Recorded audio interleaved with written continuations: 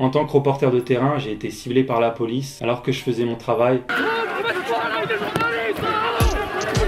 Alors la manifestation elle venait juste de commencer et c'était la première fois que je voyais des charges policières sans sommation à chaque coin de rue, chaque carrefour, énormément d'escadrons de police. J'avais jamais vu un tel dispositif, il y avait des policiers à chaque mètre. J'ai fait 300-400 mètres, des flics tous les mètres. J'espère qu'il y a des journalistes aujourd'hui, étrangers aujourd'hui pour se rendre compte un peu de ce qui se passe là ici à Paris aujourd'hui. Je commence à filmer plusieurs charges, charge après charge, je vois que ça matraque.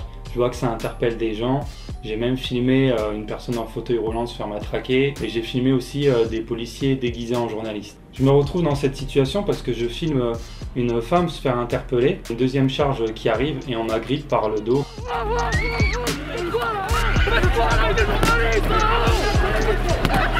Juste ici avec le policier qui m'attrape derrière le dos, on voit qu'on m'attrape.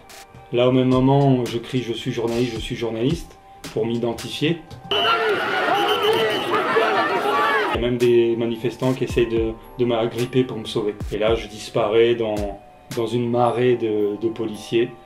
Et on me dit de m'identifier. J'ai même pas le temps en fait. Et ils me disent alors on l'interpelle, tu t'expliqueras au commissariat. Là, je suis traîné sur le sol et ils s'apprêtent à m'emmener dans le fourgon.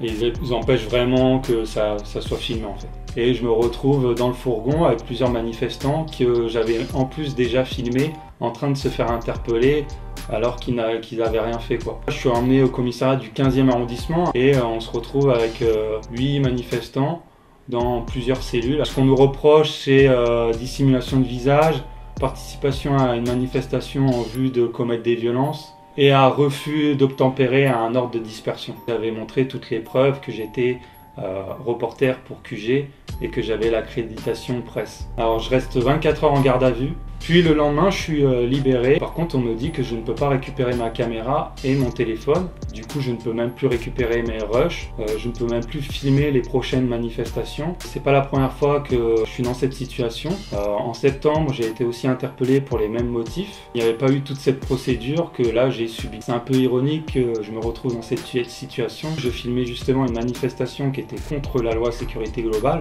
Beaucoup de reporters comme moi sont arrêtés. Je pense que la police cible volontairement certains journalistes et reporters sur le terrain et du coup ça nous montre tout ce qui nous attend avec cette loi et ce remaniement du maintien de l'ordre.